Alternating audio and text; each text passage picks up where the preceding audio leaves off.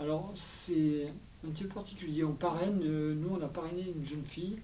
À l'époque, il y en avait deux. On a parrainé une jeune fille. Et après, donc, on a fait un groupement. C'est-à-dire qu'aujourd'hui, les premiers qui sont arrivés, on a parrainé des jeunes filles particulières. Et aujourd'hui, on a permis à plusieurs jeunes filles d'aller à l'université, elles sont 5. Et donc, on fait on pourrait dire un pot commun, où tous les parrains mettent de l'argent dans ce compte. Et ce compte permet à payer l'appartement aux jeunes filles pour aller à l'école. Permet de payer le logement. Chose qu'elle n'aurait pas pu faire avec les moyens de la famille. Donc, comme pour le moment, il n'y a pas assez de parrains, on a préféré faire un pot commun et que toutes les jeunes filles qui sont issues du même village puissent avoir les mêmes acquis.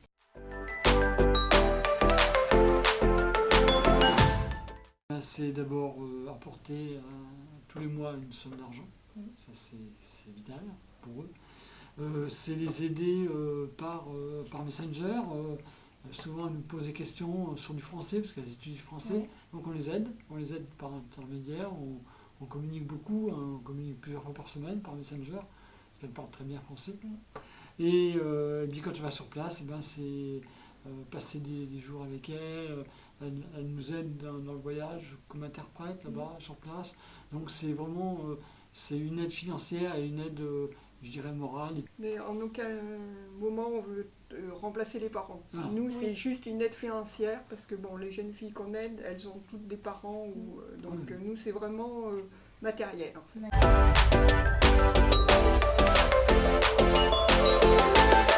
En lien, c'est plutôt l'affectif et puis d'avoir envie de les aider. Voilà, c'est ça.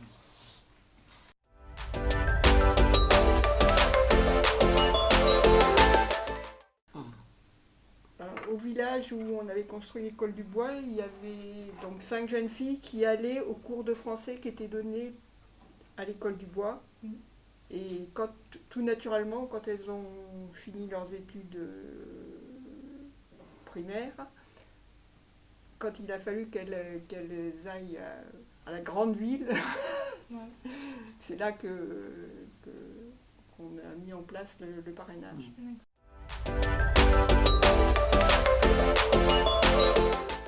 Et puis un jour, il était là-bas, il m'appelle, il dit écoute, Patrick. Nous, on avait l'envie de parrainer quelqu'un, mais bon, on n'avait pas. Enfin, il dit écoutez, j'ai une fille là qui vient au cours de français, qui est très motivée. Et puis, est-ce que ça vous intéresserait de la prendre comme fille? À l'époque, on n'en avait que deux. On la connaissait pas. On la connaissait pas. Je dis écoute, oui, ça nous intéresse. Donc tu peux lui dire que on fera. Et puis donc on est descendu après 3-4 mois après au Cambodge.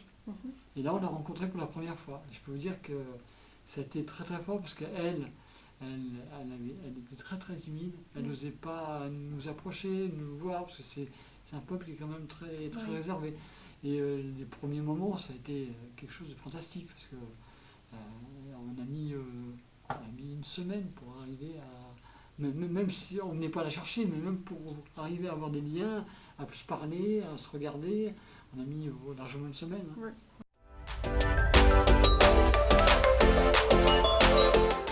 Et puis après, donc, il s'est passé que les jeunes filles de l'école, plusieurs autres ont eu leurs examens et ont pu partir à l'université. C'est là qu'on a dit, nous on en est deux, on va faire un pot et on va aider tout le monde. Voilà. C'est dans cet esprit-là qu'on a fait. En plus, parce que le parrainage, les dons ne sont pas les mêmes pour chaque parrain. Donc, comme ça, tout le monde a la même somme, on divise par 5. Il y a des gens...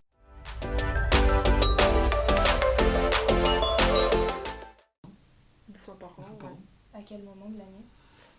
Alors, cette année, c'est en février, autrement, c'est en février ou avril. Ça dépend, c'est les vacances scolaires françaises. Les vacances scolaires. Et du coup, on a mis en place des voyages solidaires. Donc, on amène des personnes, en général une dizaine, et on fait le tour du Cambodge avec les opérations qu'on a menées. Donc, sur l'école du bois, sur les orphelinats, et on leur fait voir en même temps le pays. C'est du tourisme, et en même temps voir ce qui est réellement fait et l'argent. Ces gens qui viennent donnent de l'argent pour l'association, Et ça leur permet de voir concrètement qu'est-ce qu'on fait Oui, avec voilà, l'argent. c'est, Et que l'argent, c'est la finalité. Voilà. de- et que l'argent que l'association récolte, c'est 100% là-bas. Mm. Voilà, il n'y a pas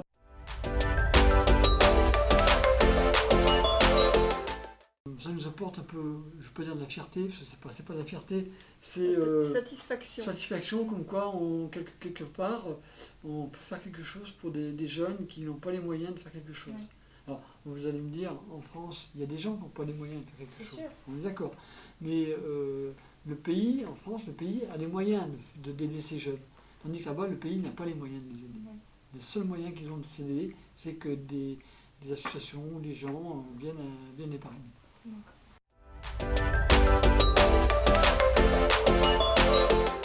Puis, on le donne en emmenant des gens là-bas, déjà. Mm. Donc, on communique beaucoup autour de nous. Et puis, on a la plupart des parrains que l'on a depuis 4-5 ans, c'est tous des gens qu'on a emmenés au Cambodge, qu'on a montré la vie, qu'on a fait des soirées avec les jeunes filles pour leur expliquer ce qu'on faisait là-bas. Et ces gens qui, avec la vision de ce que l'on fait et la vision du pays, on dit nous on veut bien s'engager. Et ils donnent, on a 3-4, quatre, même quasiment une personne par mission qui donne, qui aide et qui parraine des enfants.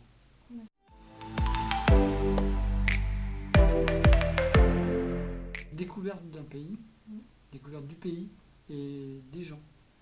D'accord? Parce que l'avantage que l'on a dans nos missions, c'est que on ne fait pas des voyages style tour opérateur. C'est-à-dire on va vivre dans les villages, au milieu des gens, dans les villages, dans la campagne, où tout le monde partenaire, il n'y a pas de touristes. Et c'est là l'intérêt de notre voyage. Donc c'est on avait parlé du partage.